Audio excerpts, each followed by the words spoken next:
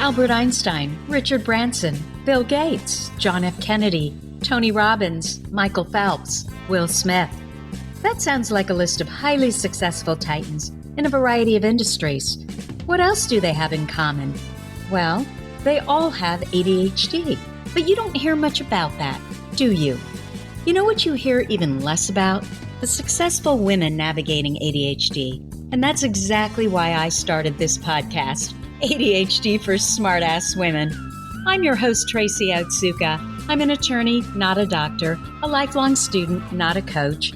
I'm also the creator of Cortography, a patent-pending system that helps people like you figure out what they should do with their life. And we're here today to talk ADHD, your superpowers, your symptoms, your workarounds, and how you proudly stand out instead of trying to fit in. I credit my ADHD for some of my greatest superpowers. And you know what?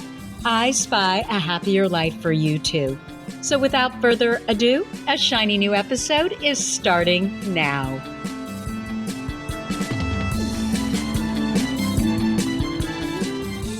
Hello, I am Tracy Otsuka. Welcome to episode 51 of ADHD for Smartass Women. Today, I'm going to do something a little different. I wanted to let you know that my first article for ADDitude, it's the leading media network for parents and adults living with ADHD and for professionals working in the field of ADHD. It's excellent, by the way. Anyway, my first article for ADDitude went live on Monday, and since it starts and ends with me talking about my 17-year-old ADHD son, Markus, I asked him to be my guest today. Now, if you want a real ADHD underdog success story, I think you might like this one. Without giving too much away, Markus has finally found the right fit in high schools and just in the nick of time, his senior year. And he got some great news a couple of days ago that he's going to share with us. And honestly, that great news is probably the only reason he was willing to come on our podcast today. So anyway, I want to start by sharing the piece that I wrote for ADDitude. The link will also be in the bio. They always say in the bio. I think it should be in the resources. Okay, so I'm going to read the article. When my son Markus was diagnosed with ADHD at the age of 12, I met with a psychologist to learn more about it. Instead of answering my question, she told me to reduce my very ambitious son's expectations so he wouldn't be disappointed in life. Who would ever tell a child that? Not me. Instead, I fired her. 8 months later, I received the same diagnosis. That's when it dawned on me that had my mother taken the same bad advice, I would have never graduated from college, completed law school, or received a second graduate degree. That's also when I made it my mission to change the somber conversation around ADHD. I've long subscribed to the theory that whether we think we can or think we can't, we're right. I choose to believe that I can. Do I have weaknesses? I do. I'm never on time for anything that's not business related. My husband will affirm that that means my business, not his. I'm incapable of washing a load of laundry just once. The smoke alarm is the only reason my house hasn't burned to the ground. And I cannot tell a linear story to save my life or yours. But the flip side to my ADHD weaknesses are my great strengths. I'm not hyperactive, just otherworldly energetic. I'm not distractible, just incessantly curious. And yes, I'm impulsive. But isn't it Dr. Ned Hallowell himself who posits that creativity is simply impulsivity gone right? The truth is that I felt different my entire life. I've always been too much. Too chatty. As a child, they called me the Burlingame Blab after my hometown, and because I'd share family secrets to anyone who'd listen. Too intent on challenging the status quo, I proposed to my husband by flying a plane over Singing Beach, Massachusetts. Too ambitious? I go big or I go home. Too willing to say exactly what's on my mind. Like the time I told my kindergarten teacher that blue was a better color than the puke green she was wearing. Even so, I'd always done well in school, had never been fired from a job, counted my one and only marriage among my greatest achievements, and I've always found clutter anxiety producing.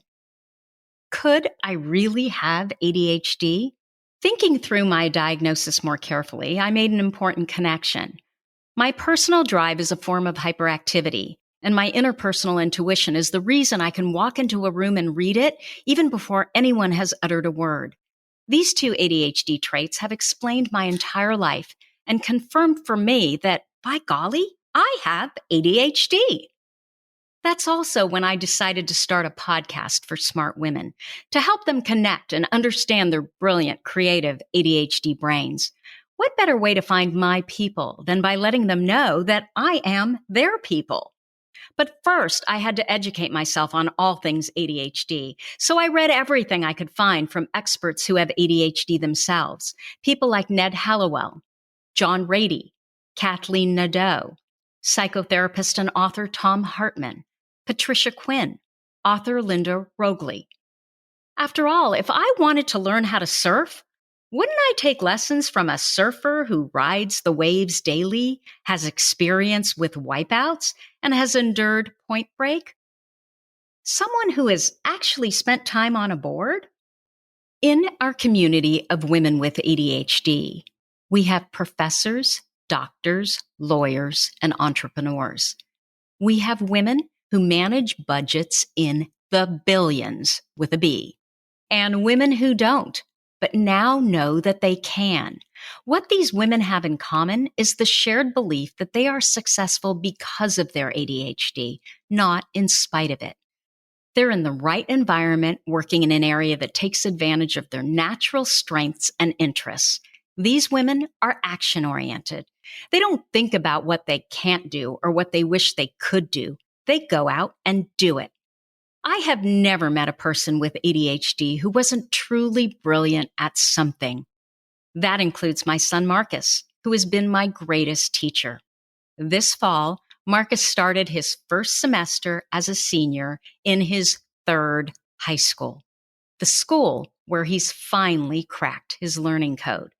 At his new school, he's earning a 3.7 GPA, playing varsity basketball, discovering a love for economics, and applying to colleges. Markus taught me that creative ADHD brains need more structure, not less. In the right school, environment, with teachers who believe in him, our brains thrive on encouragement and praise and wither under criticism. My son's sky is limitless. Markus didn't need his expectations lowered. He needed them raised. Once he confirmed that his teachers cared about him personally and knew how smart and capable he really was, hope took hold. Hope is the bridge to our success. It fuels our motivation, it drives our determination, and it gives us the confidence to soar. I am proud to be a peddler of hope. So here we are. Welcome, Markus. Wait, am I supposed to come in there? Yeah, you're supposed to come in there. It's okay. Just say hi. Hi. I know that you're a young man of very few words, so I'm really kind of surprised that you agreed to speak with me. So thank you for that. And I haven't told you this, but I was asked to write an article for ADDitude, which is, I believe it's the #1 site and magazine for people with ADHD. And just so you know, you're a big part of that article, which I just read to our listeners. So I'll let you read it afterwards. So what I wanted to know, Markus, is I wanted to talk to you about your high school experience. And I'm going to lead you along because we know that there were 3 high schools, right? Mm-hmm. Throughout, I mean, you went to 3 different high schools? Yeah. Okay. Tell me your experience about high school #1. Well, high school #1 was a big public high school in the largest city in our area. And I think that we had about 3,000 kids, or about 2,000 when I was there, and I think they're reaching about 3,000 now. And the average class size was about 26, maybe even larger. I remember my PE class had 94 kids. Oh my gosh. So not a lot of one-on-one attention. I met one really good teacher there and for my English class, which was through the Art Quest program. but the majority of the teachers were on tenure. Tenure? Yeah. Yeah, and had been there from almost 10 to 15 or more years. So they didn't really care because their job was secured. So you would usually just get put in a class with 35 other kids and do nothing the whole day. And so you decided to join that high school. Why?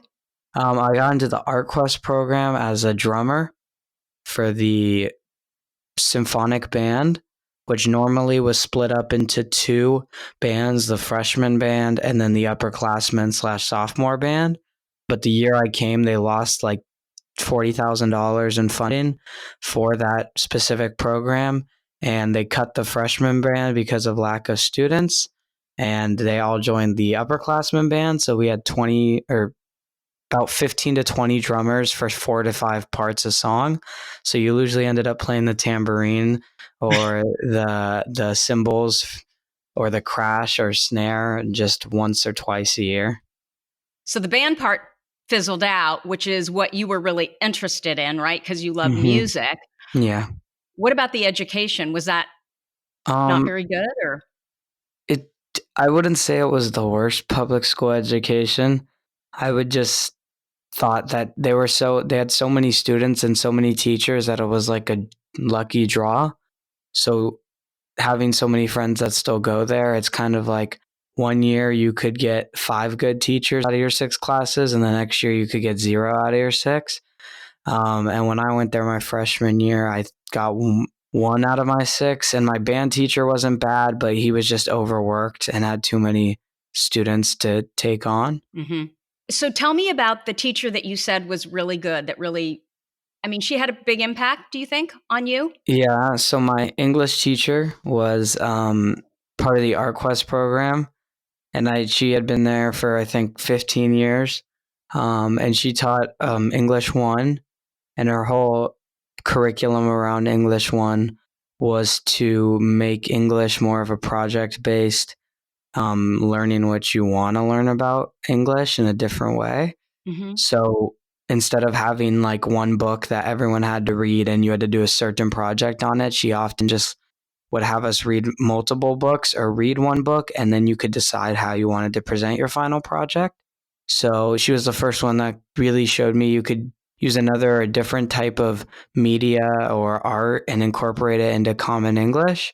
So I remember from my freshman year, the first project I ever did is I don't remember the name. I think it was Hip Hop Throughout the Years or something like that by a well-known hip hop writer. And it basically described the roots and fruition, or like how hip hop came to be. And it went from about 1965, I think, to all the way to modern day music, which at that point of the book being written, I think was about 2010. And she let me read that book and do a project based on writing and analyzing that and picking specific parts of the book and specific parts that I liked and explaining how they were important to the modern day and how they had an impact on this like hip hop we hear today. And then didn't she have you do a project as well? Yeah, so she had us, the project was I wrote about I think I wrote like 10 different articles on different people in the book. But then later in the year, she also had us do another project on Romeo and Juliet. And my final project was a hip hop song, which I think which was one of my highest grades of the year, was on that final project. And so why do you think that you did so well in her class? She was one of the few teachers, I think, not just in public school, but in my whole entire life, that cared more about the student being successful than follow the rules kind of teacher. Mm-hmm. So technically she was supposed to stick to a curriculum that said we read like these 6 books and did this.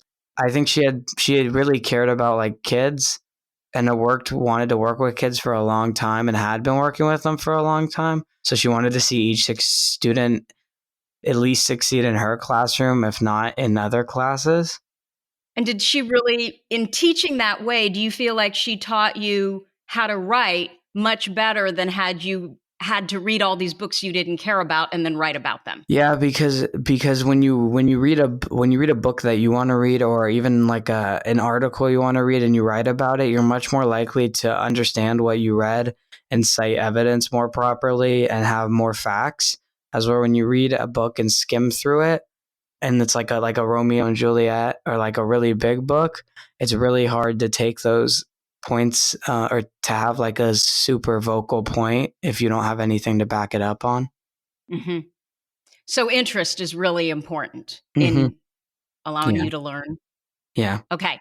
So you decided to leave high school one because? It's just that the band program had no funding, and the original reason I came there was not a vital reason to stay or a good reason to stay.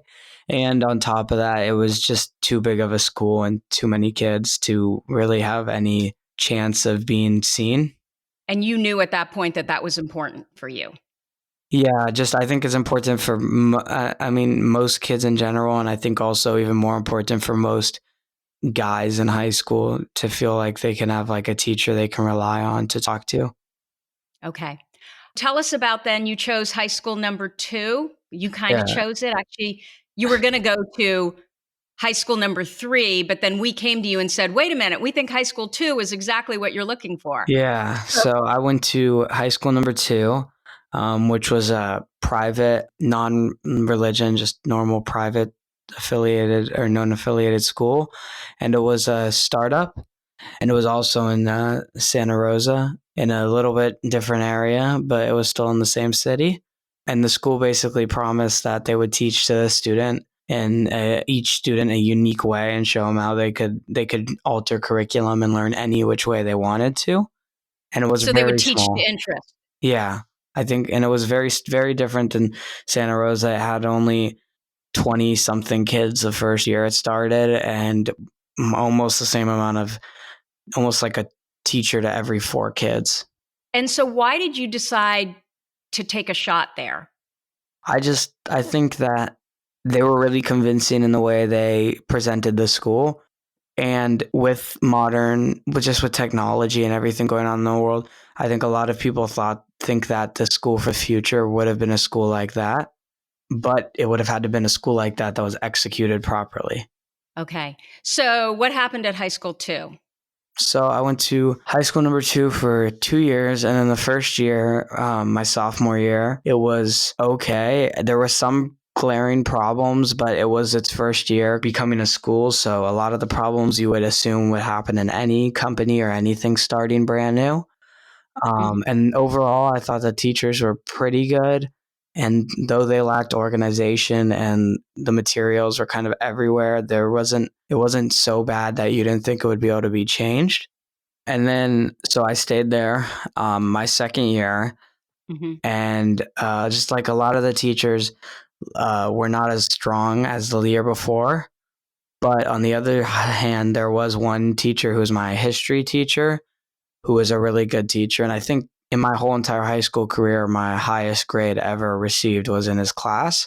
He was really good at balancing doing your own different kind of curriculum, but also maintaining like a path so that you're not completely lost. But overall, So he was really flexible, yeah. but in the same vein, he had a lot of structure. Mm-hmm. You could tell that he had taught at other schools that had more structure, but understood how to be flexible. But overall, the teachers were not as strong. The curriculum was a pretty huge mess. The juniors, which I was a junior at that point, didn't even have their own curriculum because they didn't think there was enough to make one.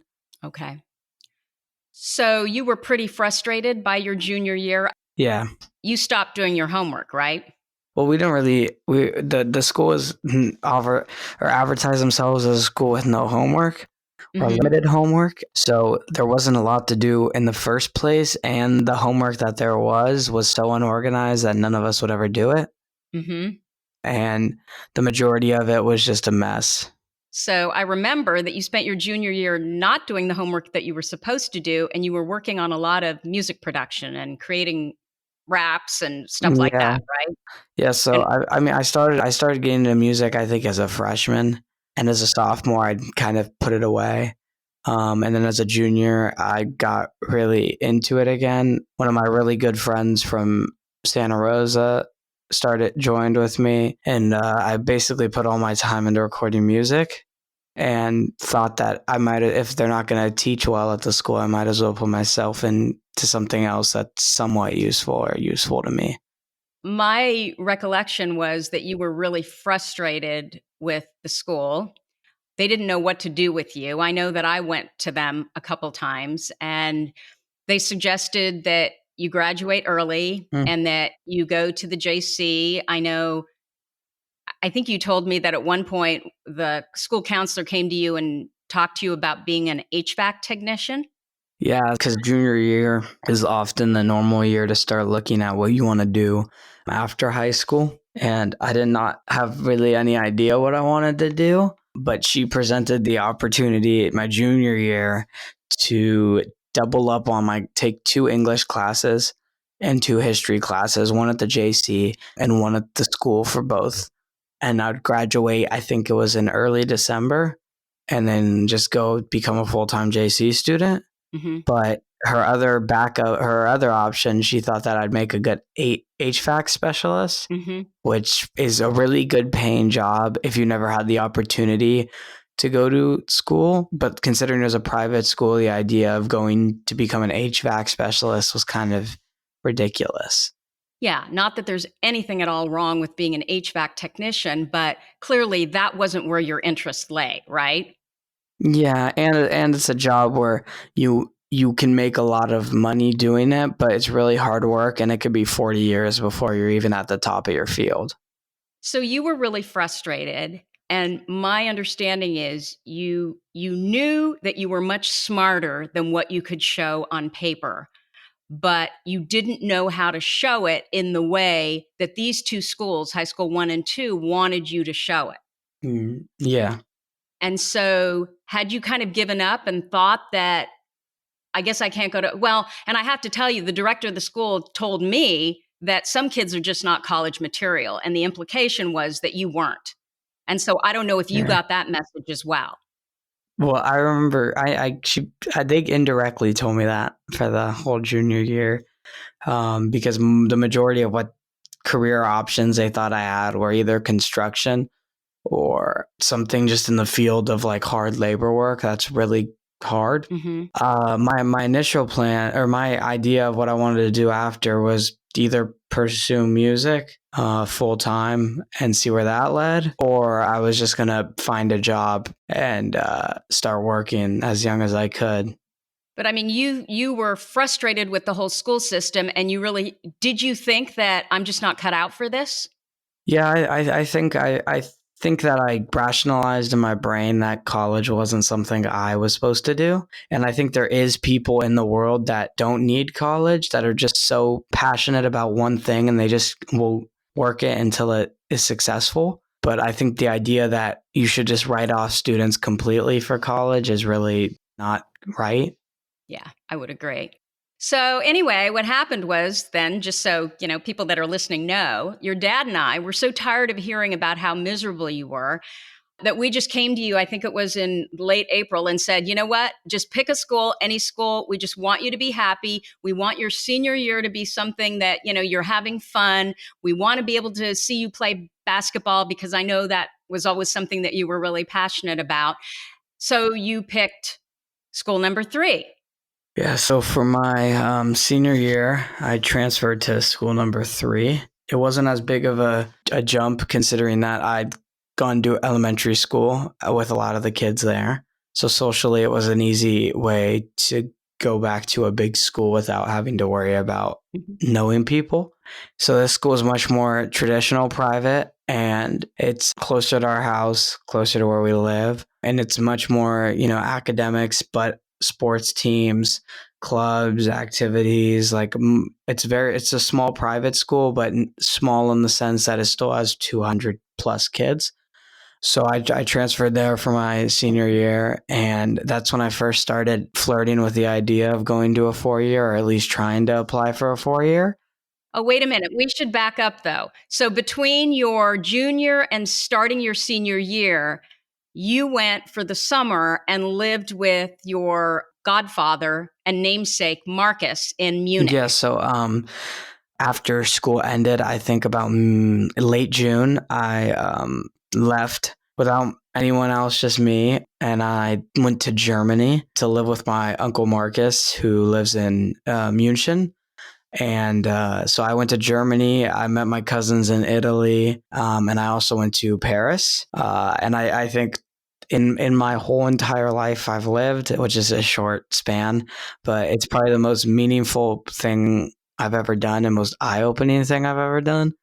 It really woke me up to how much there is to offer, not just in the US, but there's so many other countries that are so unique and interesting and fascinating. And I think it sparked like my interest for traveling. But I think when I was in Europe, that's when I first started thinking about a 4 year. I actually originally was looking at applying to a school in Paris, because after I went to Paris for I think about 5 days or 4 days, it was my favorite city I've ever seen or visited. It was like out of a movie. So I was looking at schools in Paris. I also looked at the Berlin School of Business, or one of those, and a couple schools like the Geneva College in Geneva, Italy. Genoa? Yeah, but Geneva is the name of the college. Oh, okay. The Italian has a V. Okay. And so I think that was one of the biggest things that I've done in my life, most influential things.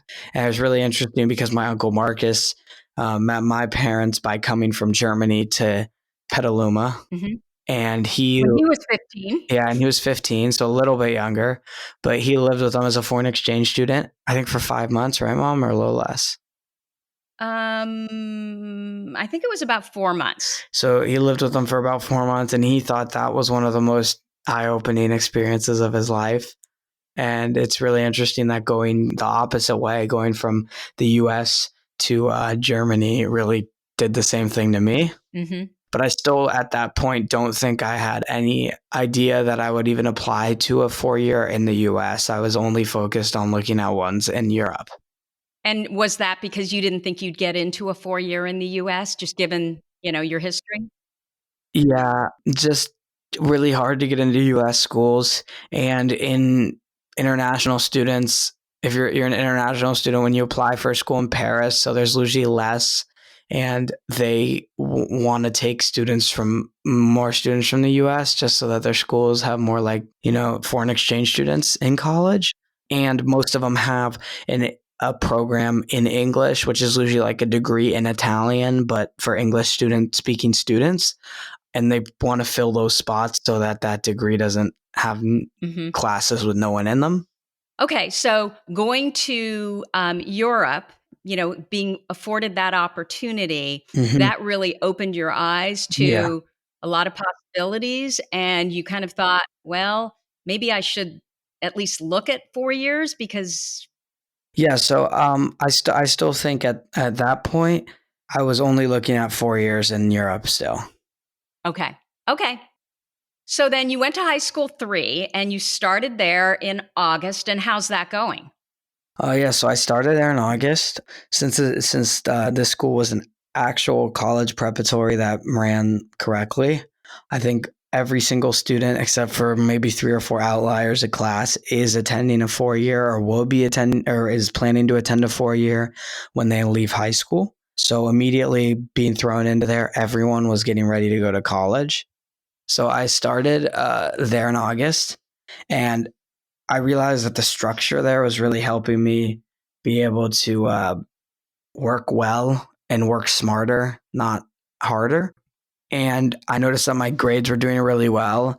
So I would say about mid-September, I came to my parents with the idea and told them that I was going to apply to 4 years. And we said, "Oh, crap, we need a break." At first it was like an oh crap reaction, and partially, mostly my fault because I had never presented the idea of going to a 4 year, so they were less prepared for me to say I'd attend a 4 year or would try to attend a 4 year. And so I started looking at colleges, and they kind of ranged from everywhere you could think of. Some small schools, some big schools, some really big sports Pac-12 schools, and other small liberal arts colleges. And since everyone was doing colleges there, I felt like I should do the same thing. So let me stop you for a second, Marcus. So environment was really important. Yeah, yeah. Because at school one and school two, both of those environments, even though one of them was a private school, the majority of the students were either going to go to the JC or a craft school And that's or a trade but that's the school. juniors, right, in your class? Yeah. So all my friends were applying to colleges.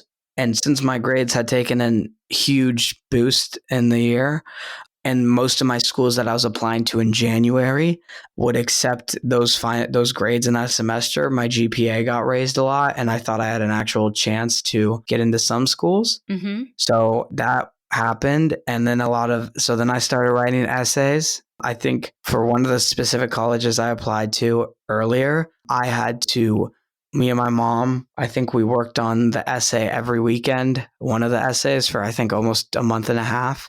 Well, And I think, you wrote the essay. yeah, and then you edited it I helped you, yeah, which was and not easy because to squirrel you down and make you sit down so we could edit.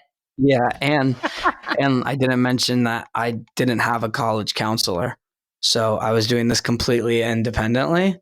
Yeah, I mean, what I want to mention, which I was so impressed with, again, interest and the ADHD brain. You didn't take an ACT prep course a year in advance like your sister did, right? Mhm. You didn't want us to hire a college counselor. You did it all yourself. You really got into it. And I think you now know more about colleges than anyone I know, except for college counselors. Yeah, You really got into I it. think I know a lot about colleges, and since I did it without a college counselor, I was the one that had to research and find schools that had majors I was interested in and had strong business programs and everything, location, which Yeah. ended up making for a really interesting school list because I had schools in the most random states, and I had schools in states and areas with 1,000 people in the town, and then another area with 4 million people. So it was just a really big variety.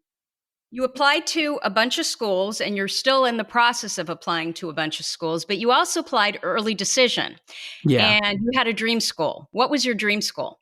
I would say I had two dream schools, but two Mhm. different versions. Mhm. My number one dream school that I never thought would be a real shot, was NYU or New York University. So I applied early decision there. Yeah, for the Tisch School of Arts for the Performance Studies major, Mhm. which I think is a major with only 18 kids a class or something very Mhm. small like that. And then my second dream school, which was my more realistic one, was University of Oregon, but I was applying there later.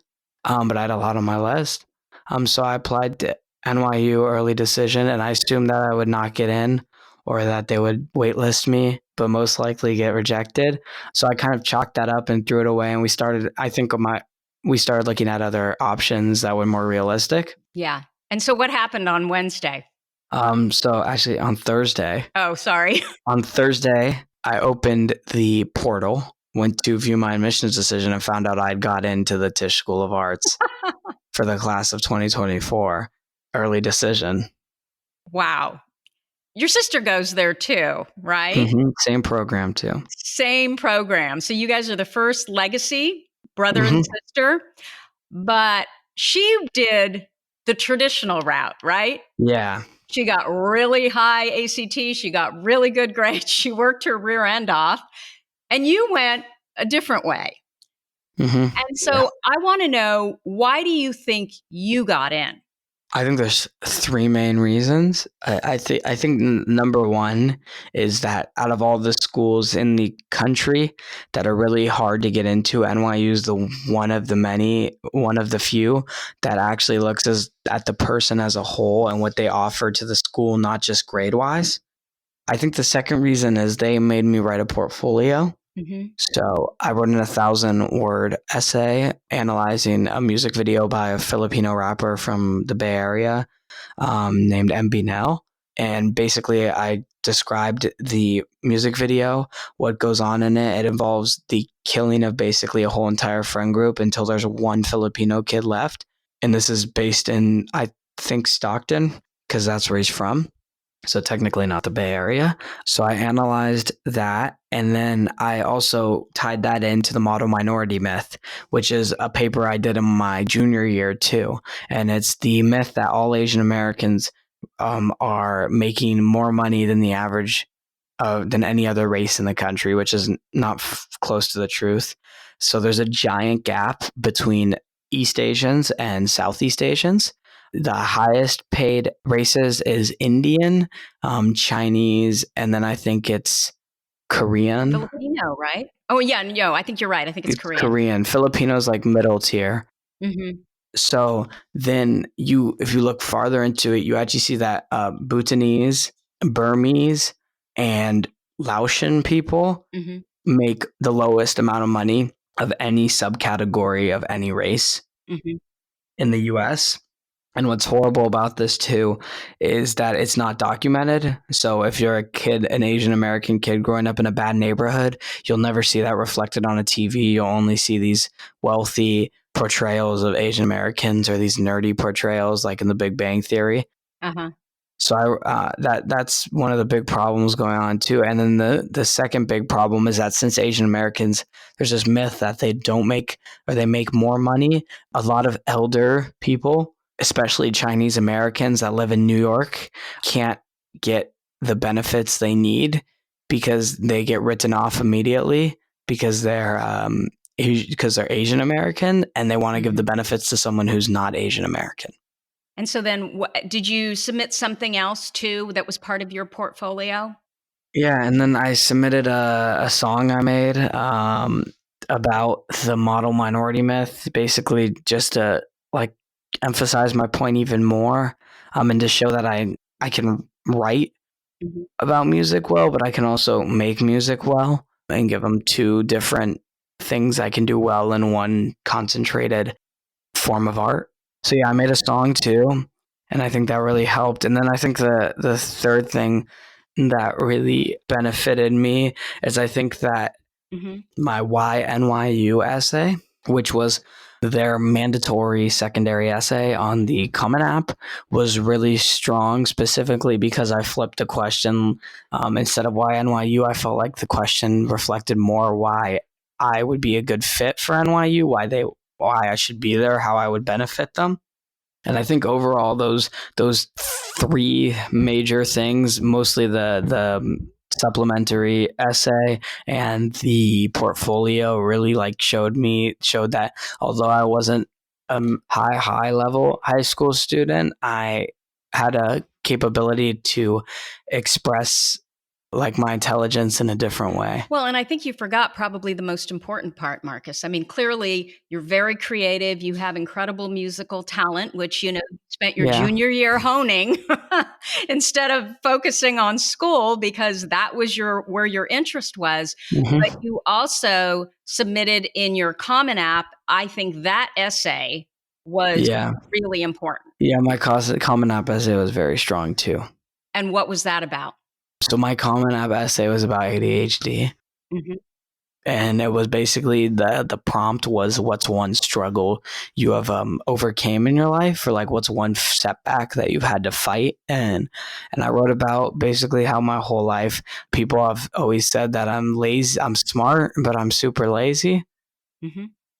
And I just wrote an essay basically showing that kids with ADHD were never really lazy. We just learn differently, and the way we learn isn't reflected in the modern school system. Yeah. What did this experience teach you? And when I say this experience, I guess I'm kind of talking about kind of your whole, high school career and then what happened at the end with, getting this admission to NYU's Tisch program. I think the number one thing it taught me, and the number one thing that it could teach other people, is that you're not, 1 year isn't going to reflect your whole entire body of work, if that makes sense. Just to other high school students, people that are younger, maybe freshman or sophomore, if you find something you're passionate about, that can mean a lot more to, I feel a lot more to you, and it will benefit you. And I think schools in general are starting to see that.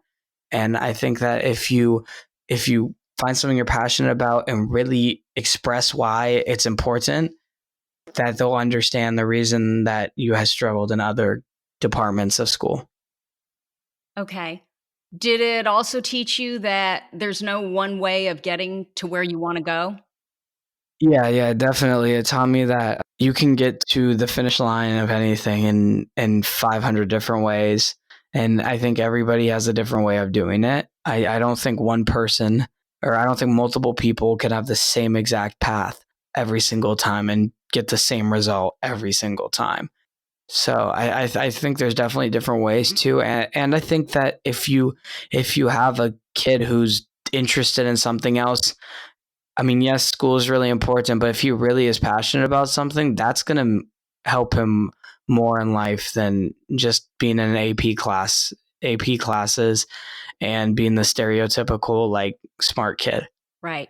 So what you're saying, I think, is that whatever they're passionate about and whatever they love, they've got to keep on that path because they know it, and don't let the school system and teachers and even their parents dictate what it is that they should be doing next, that there are Yeah. different ways to get to where you want to go. Yeah. And it kind of makes sense to me that a school like Tisch, who attracts so many creatives, would want a kid like you and Yeah. not a Yeah. kid that necessarily. Takes a bunch of APs Yeah. and has 900 community service hours But the thing is, too, there's nothing wrong with that, no, it's right? just different ways to get into the same thing. Exactly. So, Markus, you got into Tisch NYU because of your ADHD, I believe, not in spite of it. If you hadn't been really open and honest about ADHD and how it presents for you, and your story about how hard it was for you to figure out on your own kind of how your ADHD brain learns, Mm-hmm. I don't think you would have gotten in. Plus, the fact that you are creative, you are the way you are because of your nonlinear ADHD brain, Mm-hmm. right? Yeah. So, what you did by talking about your ADHD was you educated, in this case, the admissions people about ADHD and how it presents for Yeah. you. And like certainly in my podcast and in our Facebook group, I talk to a lot of women who are terrified that someone may discover that they have ADHD or their kids have ADHD. So they live within this cloak of shame. Mm-hmm.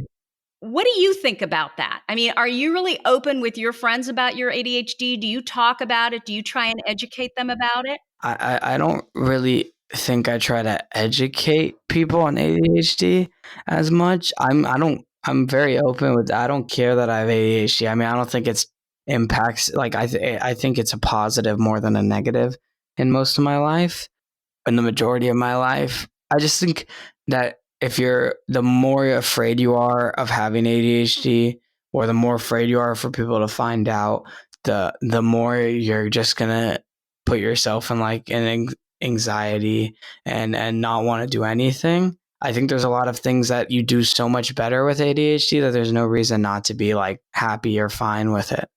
Yeah. Do you know that by the time a kid with ADHD is 12, they've heard 20,000 more negative messages than a child without ADHD?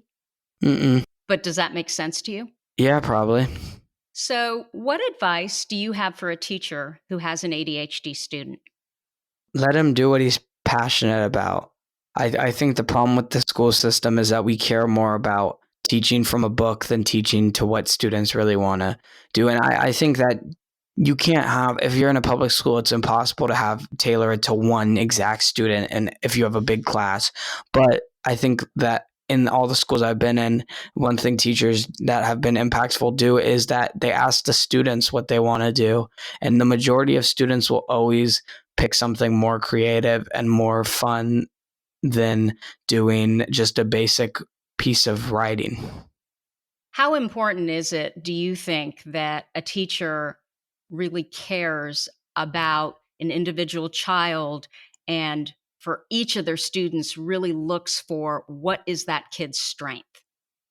I think it's really important. I just think though there's an unfair advantage to people like me because I've had the opportunity to go to schools where they can do that more. But I feel like if you come from an at-risk area with violence and teachers that are scared for their life, those are the kids that are going to end up not being able to succeed just because of where they came from. So I think there's still a very big gap. So I think it's important, but it's really hard to do depending on where you live. Would you change your high school experience now looking back? I think when I was at my second school, I wanted to, but then looking back at it now, I don't, because I think it really taught me grit and being able to power through something and prove the system wrong in a way.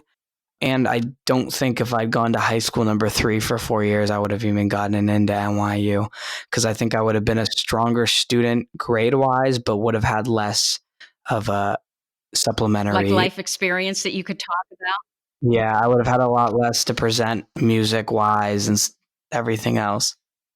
How do you think that you're different from your friends? I think I'm just more creative than the normal kid. I just really like doing stuff. I always have enjoyed doing stuff a different way than everyone else. Even the way I did my college essays, all my friends had it proofread by thousands of teachers and college counselors, and I think I've always just wanted to do it the opposite, because they probably see 1,000 essays a year edited by so many people that clearly just sound way too cookie cutter and like an English teacher edited it. So I've always just wanted to be a person that challenges the status quo, challenges the normal. I think that's what makes me different. Oh, no. Yeah. I wonder if that's genetic. But now I'm going to a college where everyone challenges the status quo. So Yeah, absolutely. So 6 months ago, you were planning on attending the JC and you were trying to figure it out. You weren't planning on moving clear across the country and attending NYU. Things change really quickly. And so I'm mhm. wondering if there's a teen out there, this is the last question I'm going to have for you. If there's a teen out there who's listening to this podcast and they're where you were a year ago or even 6 months ago, they know they're smart, they're so frustrated with school, what would you tell them? I mean, this is really cheesy, but it's a quote that one of the schools I gonna apply to has in their student center, and it's a quote that I think has a lot of meaning to me, just because of I really love basketball too. And Jimmy Valvano, who was the coach of NC State and led them to the most improbable NCAA championship for basketball ever. He died from cancer when he was about 44, and his most famous quote is, "Don't give up, don't you ever give up." And I think that embodies like what my attitude has been my whole life. I've always been able to find a way to succeed. It's just I've always had to work a little bit harder. But I think to those kids that are struggling, life is such a long period of time, and if you just look at it in a different way and you take it with a more positive attitude, you'll find a way to succeed. I love that. So it's grit. It all goes back to grit. Mm-hmm. And I think that's one of the things that those of us with ADHD really have. I mean, a lot of times maybe we should be giving up, but we don't give Mm-hmm. up. Somehow we just have this stick to itiveness and we just keep coming back, even Yeah. for more, even when there's problems. Mm-hmm. Okay. I just really appreciate your talking to me today. I still can't believe you did this. And after you leave, I'm going to ask your permission to play the song that to play a song that you wrote, performed, and recorded as part of your NYU application portfolio. You'll let me do that, right? Nobody's going to hear it except for the podcast.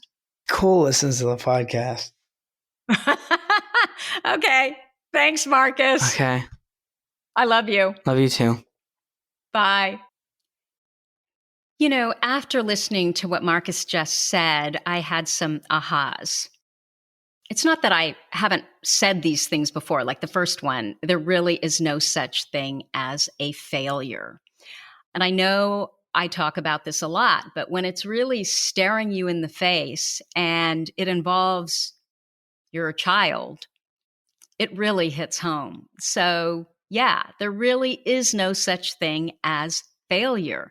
There are only lessons. And I am beyond grateful that my son at 17 realizes that while he's going through whatever new hell he might have to go through, we all do, right? That most of the time we can't see how it's all going to work out when we're in it, when we're looking forward. We can only see how it all worked out when we're looking backwards. And I know Steve Jobs said this often. Specifically, I remember seeing it in his Stanford commencement address. but it's so true. We learn so much about ourselves and what we're capable of from the really difficult experiences. And when we're in them, we often don't even realize what a lesson it's going to be. Second thing, I don't care who the kid is. Stop reducing expectations that you have of them. We really need to focus on kids' strengths, what they love. My son is very, very good at math. He's always been really good at math. He's just one of those kids that could just calculate in his head from the time he was, knee high. But he's always hated math. He hated algebra. He hated geometry. He hated trigonometry. He just couldn't see its use. It made no sense to him. I remember him constantly saying, when am I ever going to use that? And we knew he was smart in math, but because he didn't do well in it, we kind of wondered, is he really smart? And then we had him tested and we couldn't believe how smart he was in math. Now, his senior year, this fall, he took a class in economics and he absolutely loved it. He could finally use his gift of math in a way that made sense to him. I think that as ADHD people, we are very practical, aren't we? If we don't understand why we have to learn something, we just can't learn it. Another thing, environment is so important to the ADHD brain. Who knew that it would be the Catholic school with tons of structure that would work best for Markus and his brain? But then when you really think about it, it actually does make sense. We have these nonlinear brains. So the school that provides the most linear structure, it kind of calms our brains down, right? It reduces anxiety. We know what to expect. At the school he's at, there's an online portal. It lists his homework. It tracks his grades. It shows him the tests that are coming up. It helps him to organize his brain. And I swear he's on that portal many times a day just to make sure that he knows exactly where he is. That was Markus's biggest complaint about the two previous high schools, but especially high school number 2. He never knew how he was doing or what was due because the organization was so lacking. There was no online portal. Beyond that, though, St. Vincent's high school number 3, it really provided the positive emotion that is so important to us with our ADHD brains. He has happy teachers who care about him personally, who see his potential. And that's the key. If they don't see his potential, he's just not going to do well there. We are so affected by positive emotion. Teachers who can only point out everything that a child or teen is doing wrong, frankly, they should just not be teachers. It damages our ADHD kids' self-esteem to constantly be told everything that we're doing wrong, rather than a focus more on what our strengths are, what it is that we do well. It doesn't mean that you can't point out weaknesses. You can't point out how that child could do better on this particular assignment or that particular assignment. But we always have to lead with positive emotion, and that starts with focusing on a child or an adult's strength, especially when we have ADHD. For any kid, right? For any adult, but especially when ADHD is involved. So what else did Markus teach me? Well, what we love, we've always loved. I didn't realize until Markus was just talking here that he used music as a way to cope his freshman year of high school. And then he put it away his sophomore year because he was ambitious and he really wanted to do better. And he thought he might have another chance to really figure out this school thing. And then when he was so frustrated with school his junior year and he didn't feel like he was taken seriously, he went back to his music. He went back to what he knew. He went back to what he loved. He went back to what he was good at, and he got positive emotion from. And that is exactly his music. That's what he used to get into a school he didn't think he had a shot at. He was accepted to the Tisch School of the Performing Arts at NYU using music, which is what he's always loved because that's where his brilliance lies. He couldn't compete with the ordinary, right? He couldn't compete with those students who had incredible grades or really, stellar test scores or over-the-top extracurriculars. But where he had all of those students beat where he could compete was hands down in music. And so it's so fascinating to me. It just kind of gives me goosebumps. When people ask, where do I find my purpose? I always say, I'm trying not to cry. You don't find your purpose. You step into it. Go back to your childhood. It's always been there. So anyway, this podcast has gone on far too long, so I'm going to just end it with a rap song that Markus wrote, performed, and audio engineered for his Tish portfolio. What he's doing here, it's called freestyling, and that means that there's no preparation. Nothing is written out in advance. The music just starts, and he goes with whatever is at the top of his brain, his mind, whatever, right? He does these start to finish in about an hour. That includes recording, audio engineering, everything. And this just goes to show that every ADHD brain is so different. I could never in a million years do this. It would sound so stupid. It would be so disjointed. It would not make sense. It would just be awful.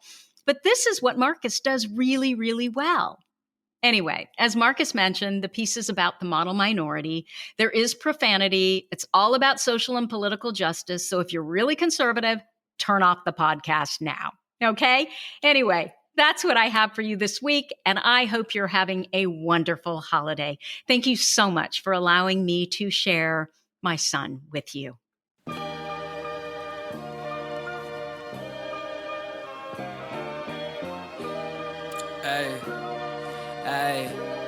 Hey, got it bumping.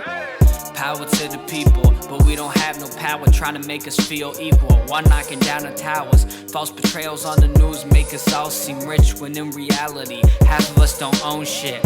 Using manipulation to come play a trick, playing into the game like we was human joysticks. See, what you see is often not the facts, and what they tell you on the news is often all just cap. All races but white still subhuman unless we making racks, and we ain't shit unless we give it back to the government. That shit be whack. I ain't finna bite into the never-ending cycle. Never show the poor or the struggling, only the smiles. This shit be so vile. I'ma make America kiss my ass for a while. Hey, see that portrayal of that kid on the news makes him think he's not good enough cause he ain't good at school. Hey, see it's cruel. You making people think that the stereotypes are true when they really ain't got no clue. Hey, yeah, we ignorant. We don't know shit about our neighbors. We just different, man, but we still gotta come together cause our differences make us unique. And if you can't see that, then the future is bleak. How we supposed to come together when the world is full of hate? They gon' judge you by your race, they gon' spray mace in your face, and they gon' tell you to run away cause you from a place where people shoot shots. So that more important than getting to school or a job, cause you need to survive so your family can live the life. But they ain't finna put that point in perspective. They gon' lie, they gon' say that you a statistic of the hood and that you was born to be up to no good. So how we equal when we have different paths? And how we equal when you love us when we get in cash? But when we don't got the bag, the government only love us when we do in tax. No cap. Like Korematsu in 1944, they still abusing the power to go and suppress our movements. But they can't stop the power we have. We were born to be free, but haven't had it in the present or past. And you know that's a fact. We wasn't human then, we ain't human now. And they ain't gonna change till we come and take the crown. Pride to your people, never put your hand down. Facts.